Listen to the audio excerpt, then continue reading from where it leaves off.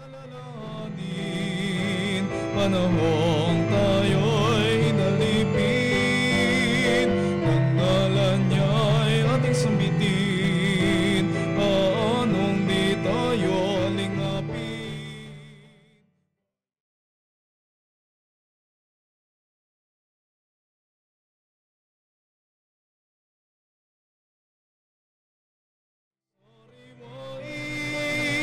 Pagliligtas niya sa atin, sa piging sariwain, pagliligtas niya sa atin.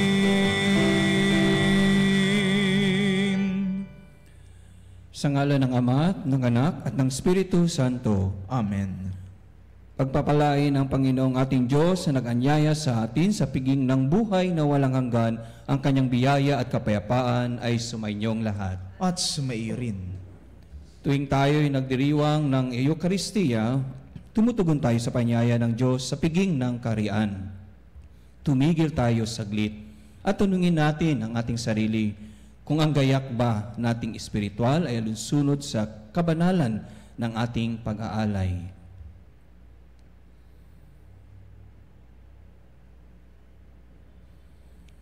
Para sa pagpapabayaan naming pahalagahan ng aming panglinggong pagsamba ng pamayanan, Panginoon, kaawaan mo kami. Panginoon, kaawaan mo kami. Para sa higit naming pagpapahalaga sa ibang mga gawain kaysa sa panglinggong banal na misa, Kristo, kaawaan mo kami. Kristo, kaawaan mo kami. Para sa aming pangungunyon nang wala sa angkop na disposisyon, Panginoon, kaawaan mo kami. Panginoon, kaawaan mo kami. Kaawaan tayo na makapangyarihan Diyos, patawarin tayo sa ating mga kasalanan, at patnubayan tayo sa buhay na walang hanggan. Amen. Papuri sa Diyos sa kaitaasan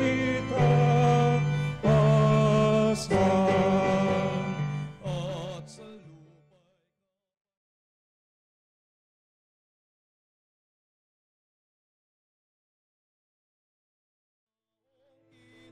Nulugdan niya, pinupuri ka namin, dinarangal ka namin, sinasama ka namin, ipinagbubunyi ka namin, pinasasalamatan.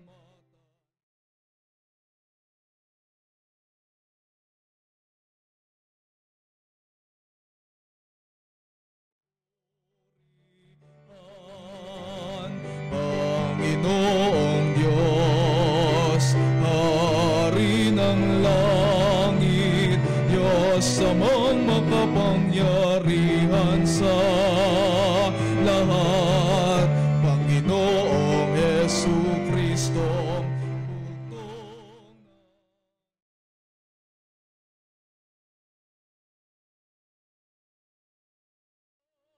ng Ama. Ikaw na nag-alis ng mga kasalanan ng sanlibutan. Maawa ka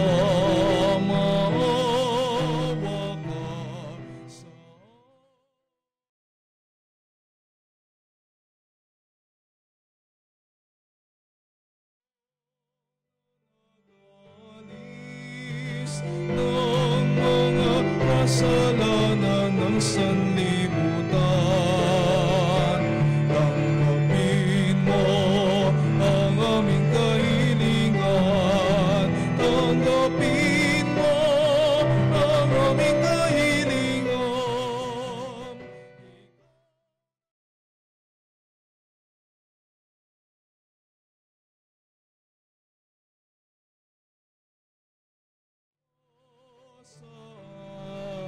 Amin.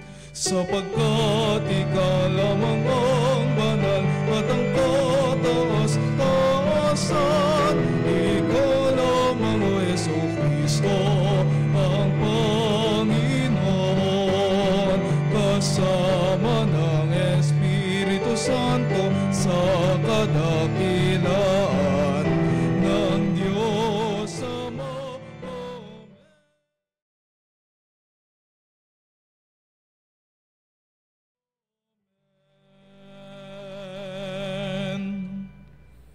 Manalangin tayo. Ama naming makapangyarihan, ang iyong nawang kagandang loob ay manguna at sumubaybay sa aming pamumuhay ngayon at araw-araw upang kami itaguyod ng panindigang gumawa ng kabutihan sa pamamagitan ni Jesucristo kasama ng Espiritu Santo magpa sa walang hanggan. Amen. Pagbasa mula sa aklat ni Propeta Isaías. Sa bundok ng Siyon, aanyayahan ng Panginoon ang lahat ng bansa. Gagawa siya ng isang piging para sa lahat na ang handay masasarap na pagkain at inumin. Sa bundok ding ito'y papawiin niya ang kalungkutang nagahari sa lahat ng bansa. Lubusan na niyang papawiin ang kamatayan. Papahirin ng Panginoon ang luha ng lahat. Aalisin niya sa kahihiyan ang kanyang bayan. Kung magkagayon, sasabihin ng lahat, siya ang ating Diyos na ating pinagtitiwalaan, ang inaasahan nating magliligtas sa atin. Magalak tayo at ipagdiwang ang kanyang pagliligtas. Iingatan ng Diyos ang bundok na ito. Ang salita ng Diyos. Salamat sa Diyos. Lagi akong mananahan sa bahay ng poong mahal. Lagi akong mananahan sa bahay ng poong mahal. Panginooy aking pastol, hindi ako magkukulang. Ako'y pinahihimlay sa mainam na pastulan, at inaakay niya ako sa tahimik na batisan. Binibigyan niya ako niyong bagong kalakasan. Lagi akong mananahan sa bahay ng poong mahal. At sang-ayon sa pangako na kanyang binitawan, sa matuwid na landasi doon ako inaakay. Kahit na ang daang iyo'y tumatahak sa karimlan, hindi ako matatakot pagkat ika'y kaagapay. Ang tungkod mo at pamalo, ang gabay ko at sanggalang. Lagi akong mananahan sa bahay ng poong mahal. Sa harapan ng lingkod mo, ikaw ay may handang dulang. Ito'y iyong ginagawang nakikita ng kaaway. Nalulugod ka sa akin na ulo ko ay langisan, at pati na ang kalis ko ay iyong pinaaapaw. Lagi akong mananahan sa bahay ng poong mahal. Tunay na ang pag-ibig mo at ang iyong kabutihan, sasaakit tataglayin habang ako ay nabubuhay. Doon ako sa templo mo, lalagi at mananahan. Lagi akong mananahan sa bahay ng poong mahal. Pagbasa mula sa sulat ni Apostol San Pablo sa mga taga-Filipos. Mga kapatid, nararanasan ko ang maghikahos. Nararanasan ko rin ang managana. Natutuhan ko nang harapin ang anumang katayuan, ang mabusog o magutom, ang kasaganaan o kasalatan. Ang lahat ng ito'y magagawa ko dahil sa lakas na kaloob sa akin ni Kristo. Gayunman, ikinagagalak ko ang ginawa ninyong pagtulong sa akin, at buhat sa kayamanan ng Diyos na hindi mauubos, ibibigay niya ang lahat ng inyong kailangan sa pamamagitan ni Kristo Jesus. Purihin ang ating Diyos at Ama magpakailanman. Amen. Ang salita ng Diyos. Salamat sa Diyos. Hallelujah, hallelujah, hallelujah,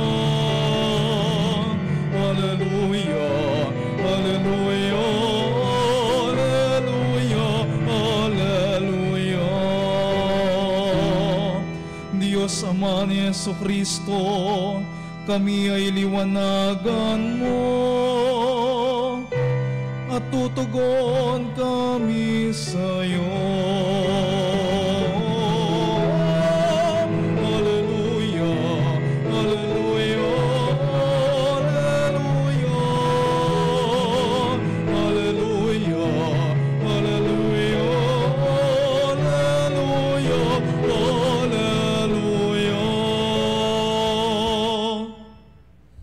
Sumainyo ang Panginoon. At sumairin. Ang mabuting balita ng Panginoon ayon kay San Mateo. Papuri sa iyo, Panginoon.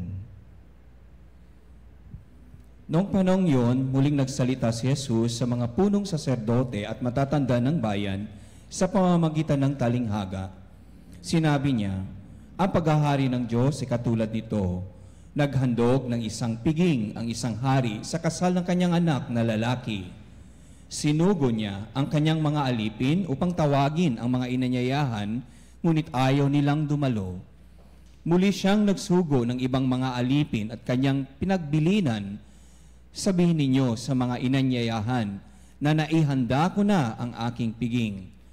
Napatay na ang aking mga baka at mga pinatabang guya at handa na ang lahat ng bagay.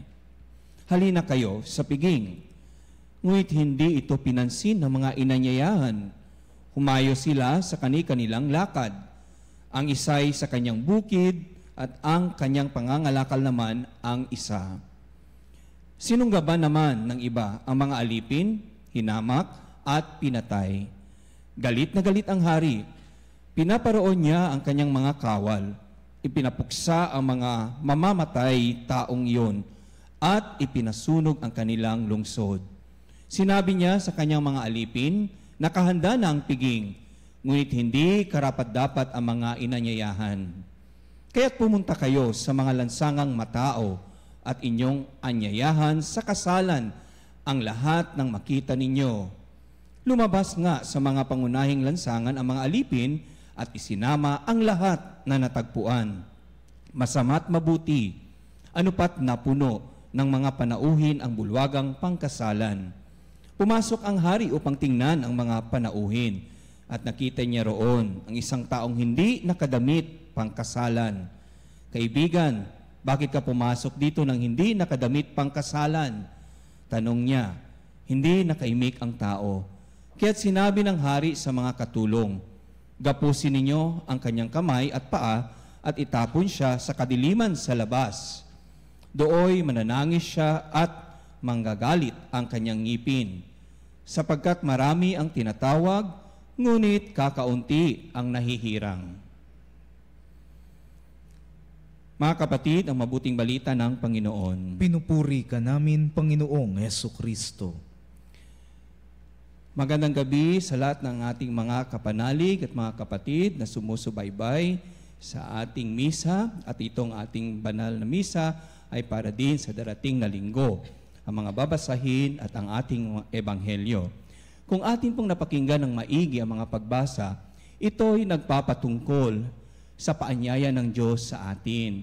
Ang Diyos ay laging may paanyaya sa bawat isa sa atin, araw-araw sa ating buhay.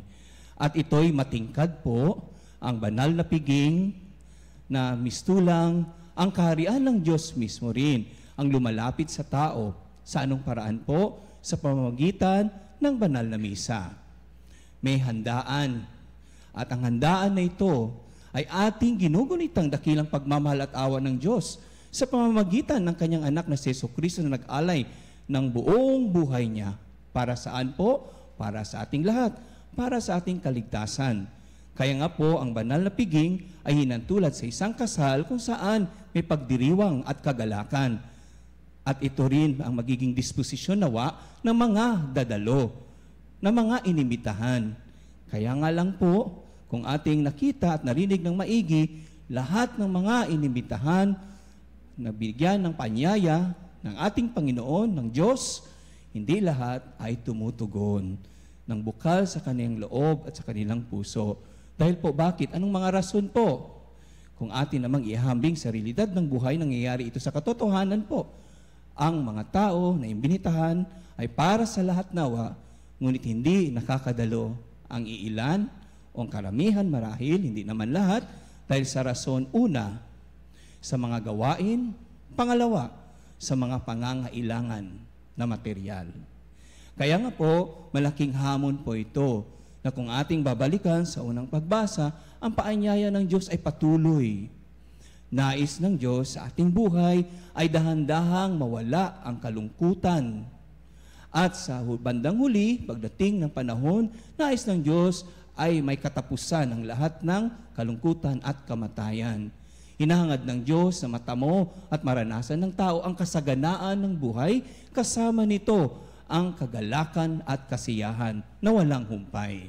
Ngunit, nasa tao pa rin kung siya'y tutugon o hindi sa panawagan ng Diyos araw-araw sa kanyang buhay. Kaya malaking paanyaya din po. Ang pangalawang pagbasa po ay nagsabi dito, ibibigay ng Diyos sa tao ang lahat ng pangangailangan mo sa pamamagitan ni Heso Kristo. So, ibig sabihin po, ang taong nakakalimot sa Diyos at hindi tinatanggap si Kristo ay makakaranas ng kakulangan sa buhay.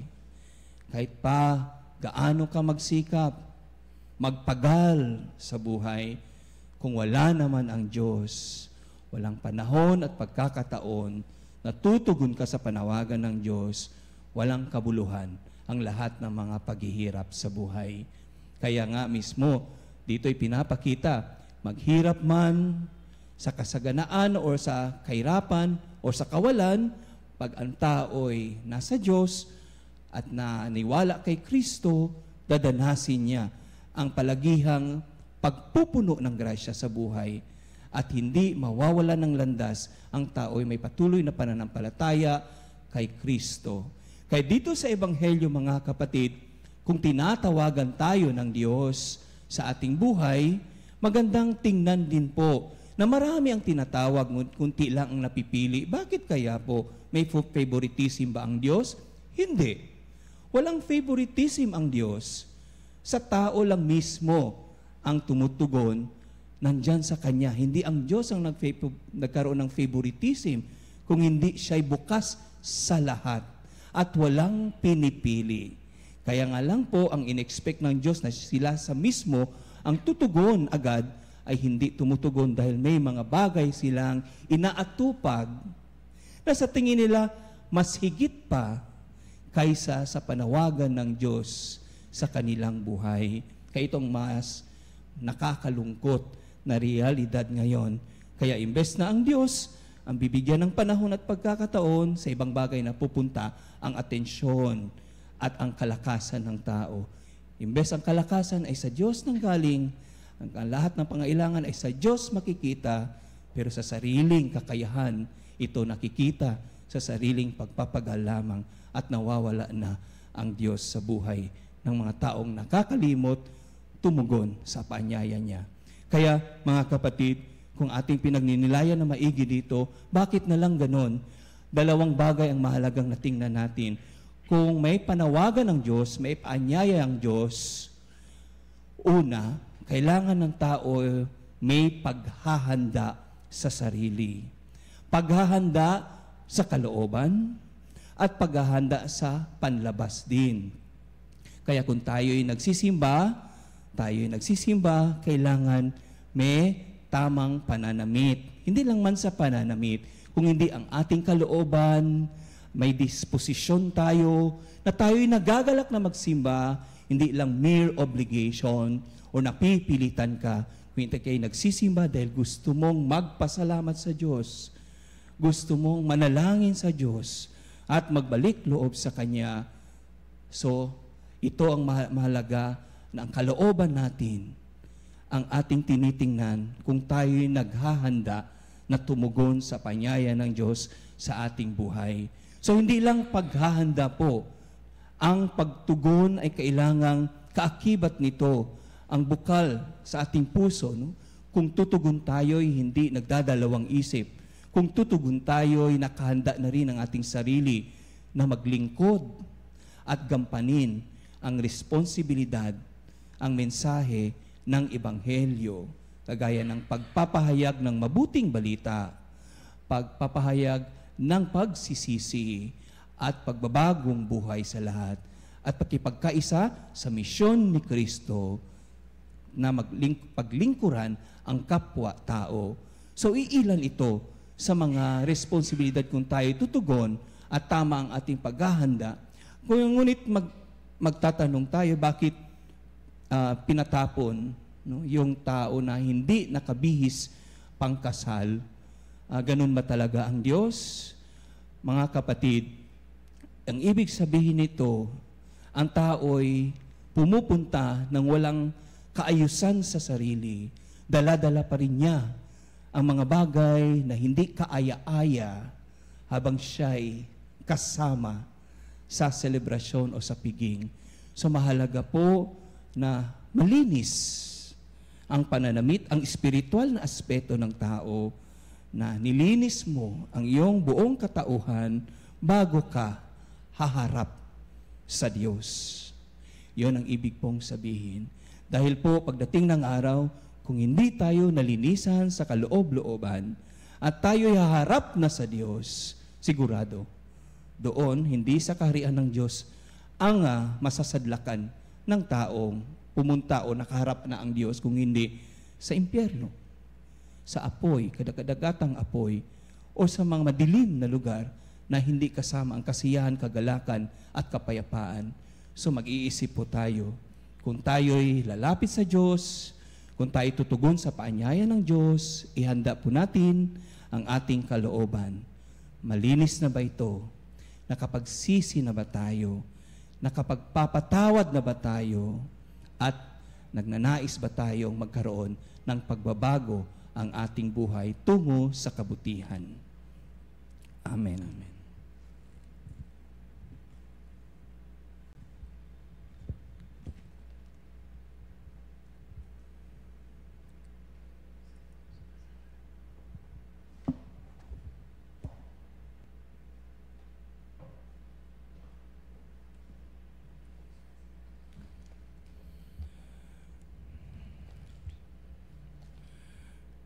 Ngayon po ipahayag po natin ang ating pananampalataya. Sumasampalataya ako sa Diyos amang makapangyarihan sa lahat na may gawa ng langit at lupa. Sumasampalataya ako kay Jesucristo, isang anak ng Diyos, Panginoon nating lahat. Nagkataong tao siya lalang ng Espiritu Santo, ipinanganak ni Santa Mariang Birhen, pinagpakasakit ni Poncio Pilato, ipinako sa krus, namatay, inilibing, nanaog sa kinaroroonan ng mga yumao. Nang maikatlong araw na buhay na mag-uli, umakyat sa langit, naluluklok sa kanan ng Diyos amang makapangyarihan sa lahat. Doon nagmumula at paririto at hukom sa nangabubuhay at nangamatay na tao. Sumasampalataya naman ako sa Diyos Espiritu Santo, sa banal na simbahang katolika, sa kasamahan ng mga banal, sa kapatawaran ng mga kasalanan, sa pagkabuhay na muli ng nangamatay na tao, at sa buhay na walang hanggan. Amen. Sa pagkakatipon natin bilang mag-anak ng Diyos para sa piging ng Eukaristiya, ipanalangin natin ang mga pangangailangan ng sangkatauhan at ang sa atin. Maging tugon natin ay, Panginoon, dinggin mo kami. Panginoon, dinggin mo kami. Para sa simbahan, ang pamayanang inaanyayahang dumulog sa piging ng pag-ibig ng Diyos, nawa ang masiglang paglahok dito'y maging isang inspirasyon sa lahat ng tao, para tanggapit pasalamatan ang paanyaya ng Diyos. Manalangin tayo. Panginoon, dinggin mo kami. Para sa Santo Papa, ating Obispo, at lahat ng iba pang pinunong espiritual, nawa tulungan tayo ng kanilang halimbawa sa maagap na pagtugon sa panawagan ng Diyos. Manalangin tayo. Panginoon, dinggin mo kami. Para sa lahat ng Kristiyano, lalo na para sa mga Katoliko sa ating bansa, nawa maunawaan nila ang pangangailangan sa pamayanan ng mga disipulo alinsunod sa turo ng simbahan. Manalangin tayo. Panginoon, dinggin mo kami. Para sa lahat ng higit na naaakit sa mga makamundong panghalina kaysa sa mga pagpapalaga sa Ebanghelyo, nawa maunawaan nilang ang tunay na mahalaga sa buhay ay ang pagtupad sa kalooban ng Diyos at pagsisikap sa Kanyang kaharian. Manalangin tayo. Panginoon, dinggin mo kami. Para sa ating lahat na natitipon dito, para sa ating pagsamba ngayong linggo at sa ating mga pamilya, nawa makilahok tayong ang puso'y malinis sa anumang kasalanan at napapalamutihan ng pananampalataya at pagkakawang gawa. Manalangin tayo. Panginoon, dinggin mo kami. Tahimik nating ipanalangin ang ating mga sariling kahilingan.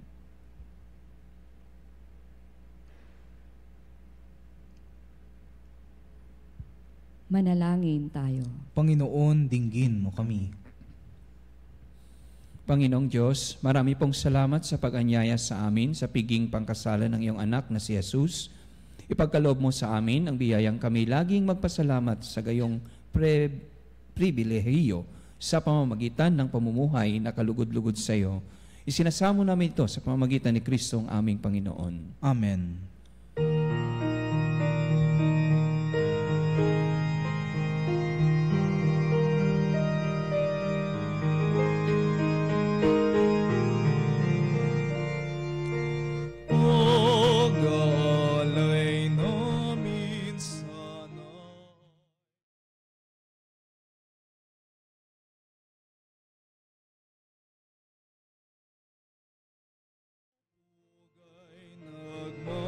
Nagmamahal sa'yo, sa niyon itong tinapay na nagdudulot ng buhay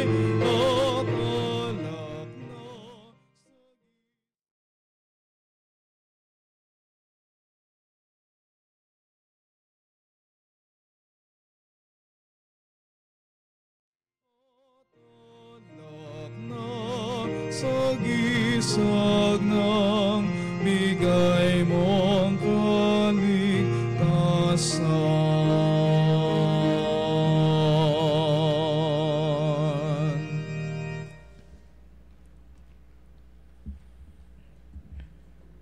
Manalangin kayo mga kapatid upang paghain natin ay kalugdan ng Diyos sa mga makapangyarihan. Tanggapin nawa ng Panginoon itong paghain sa iyong mga kamay sa kapurihan niya at karangalan sa ating kapakinabangan at sa buong sambayanan niyang banal. Ama naming lumikha, tanggapin mo ang aming mga panalangin na sumasaliw sa aming paghahain upang sa ginaganap naming pagdiriwang, kami makatawid sa kaluwalhatian sa pamamagitan ni Jesucristo kasama ng Espiritu Santo magpa sa walang hanggan. Amen. Sumainyo ang Panginoon. At sumairin. Itaas sa Diyos ang inyong puso at diwa. Itinaas na namin sa Panginoon. Pasalamatan natin ang Panginoong ating Diyos. Marapat na siya ay pasalamatan. Ama naming makapangyarihan, tunay ngang marapat na ikaw ay aming pasalamatan sa pamamagitan ni Jesucristo na aming Panginoon.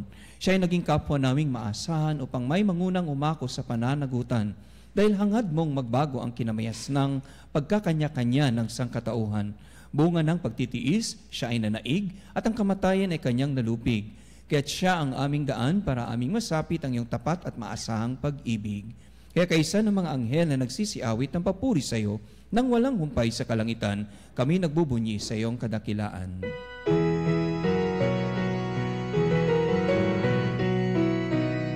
Santo, Santo, Santo, Panginoong Diyos na mga hukbo na pupuno.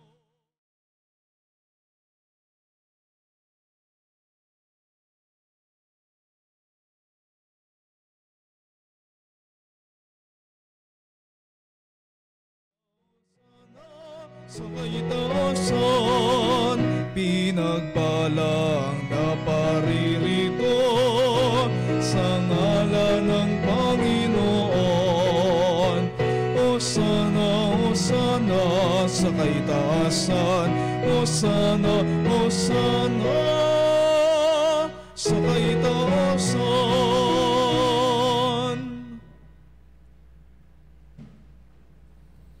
Ama naming banal, ikaw ang bukal ng tanang kabanalan.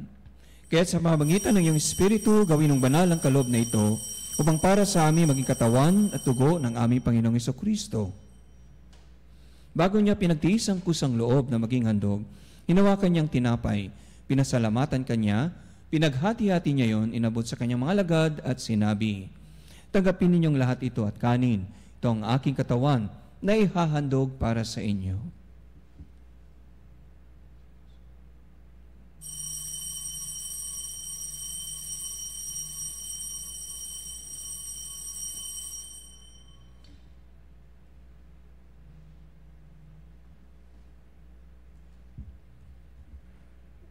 Gayon din naman nung matapos ang hapunan, hinawakan niya ang kalis, muli kanyang pinasalamatan. Inabot niya ang kalis sa kanyang mga alagad at sinabi, "Tanggapin ninyong lahat ito at inumin. Ito ang kalis ng aking dugo, ng bago at walang hanggang tipan. Ang aking dugo ni bubuhos para sa inyo at para sa lahat, sa ikapagpapatawad ng mga kasalanan. Gawin ninyo ito sa pag-alala sa akin."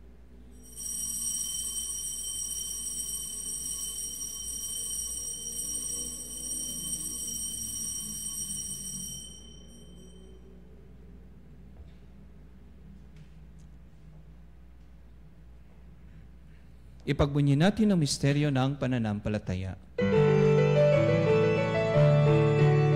Si Kristo'y gunitain, sariling ay inihain, bilang pagkaitinuming, pinagsasaluan natin, hanggang sa siya'y dumating, sa siya'y dumating. Ama, ginagawa namin ngayon ang pag-alala sa pagkamatay at muling pagkabuhay na iyong anak. Kaya't inaray namin sa iyo, tinapay na nagbibigay buhay at ang kalis na nagkakalob ng kaligtasan. Kami nagpapasalamat dahil kami yung minarapat na tumayo sa harap mo para maglingkod sa iyo. Sinasamo namin kami magsasalo-salo sa katawan at dugo ni Kristo ay mabuklod sa pagkakaisa sa pamamagitan ng Espiritu Santo. Ama, lingapin mo ang iyong simbahang laganap sa buong daigdig. Puspusin mo kami sa pag-ibig, kaisa ni Francisco na aming Papa at ni Honesto na aming Obispo at ng Tanang Kaparian. Alalahanin mo rin ang mga kapatid naming nahimlay na may pag-asang sila'y muling mabubuhay, gayon din ang lahat ng mga pumanaw. Kawaan mo sila at patuloyin sa iyong kaliwanagan.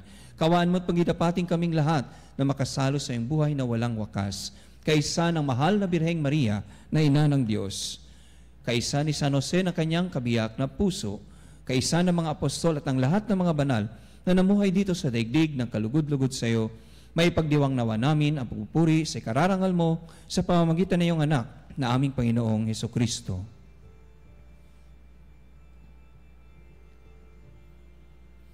Sa pamamagitan ni Kristo, kasama niya at sa Kanya, ang lahat ng parangal at papuri ay sa iyo, Diyos Amang makapangyarihan, kasama ng Espiritu Santo, magpasawalang hanggan. Amen, Amen, Amen. Sa tagubilin na nakakagaling na utos sa turo ni Jesus sa Panginoon natin at Diyos, ipahayag natin ng lakas loob.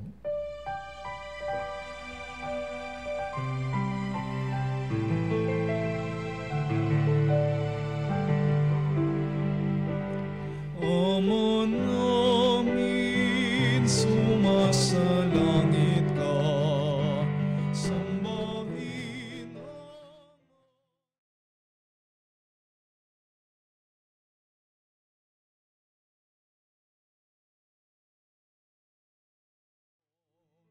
sundin ang loob mo dito sa lupa para nang sa langit.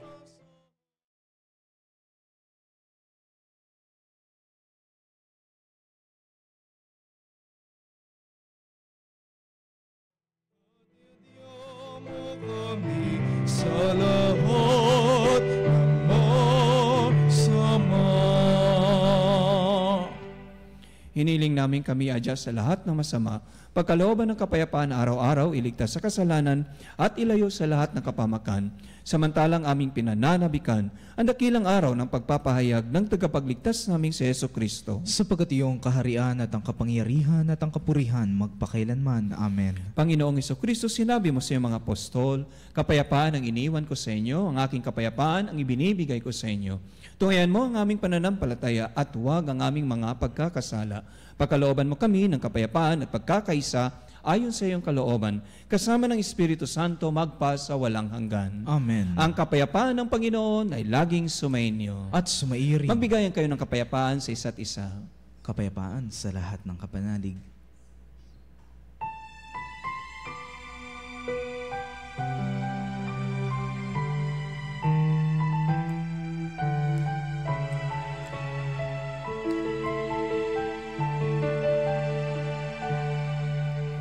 Kordero ng Diyos na nag-aalis.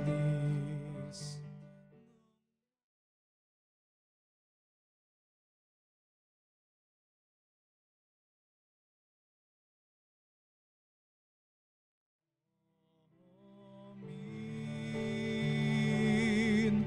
Kordero ng Diyos na nag-aalis ng mga kasalanan ng sanlibutan, maawa ka sa amin.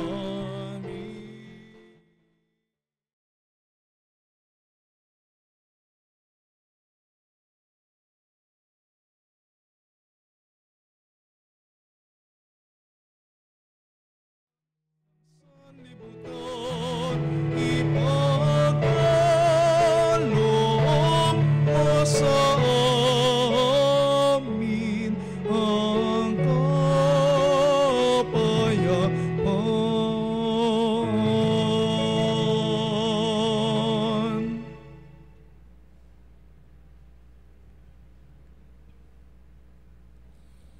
Ito ang kordero ng Diyos.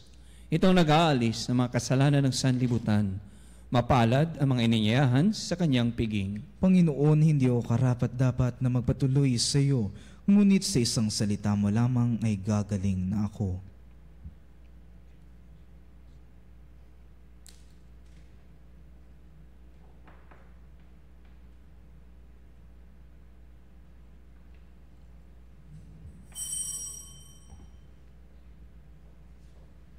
Mga kapanalig, ating dasalin ang komunyong espiritual.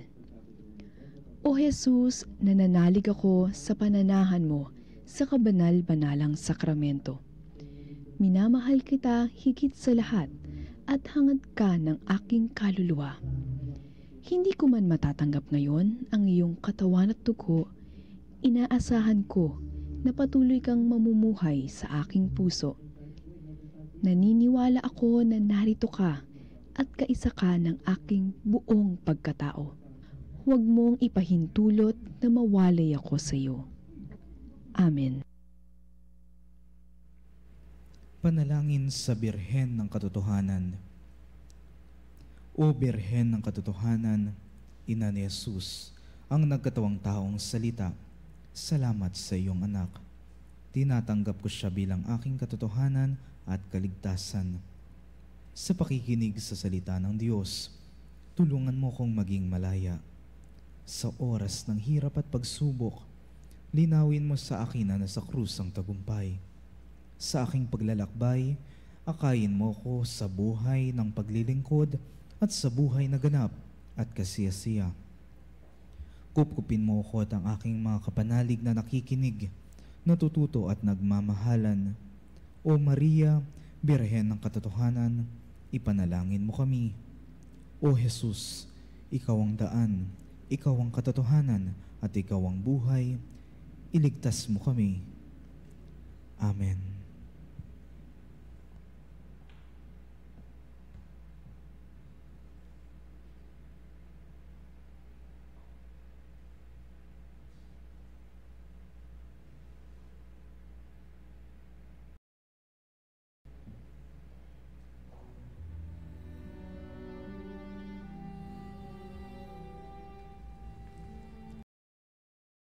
tayo.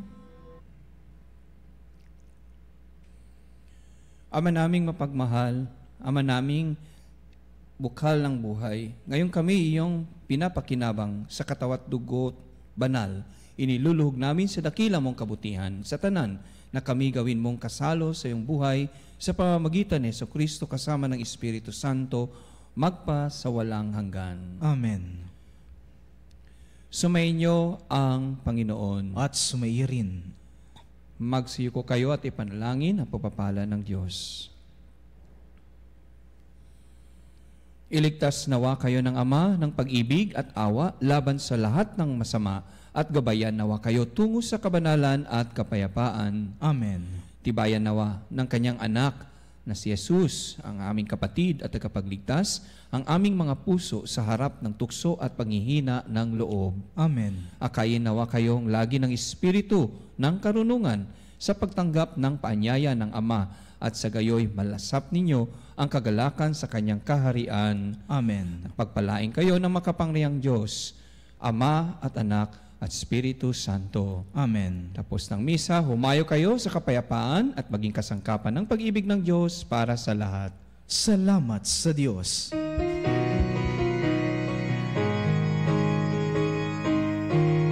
Oy nang mahal, narito kami, awit-awit ang Ave Maria, at dalangin ang bawat pamilya, kapayapaan, pagkakaisa. Ang rosaryo mo ang hawak namin at awit-awit ang Ave Maria. Puspas ka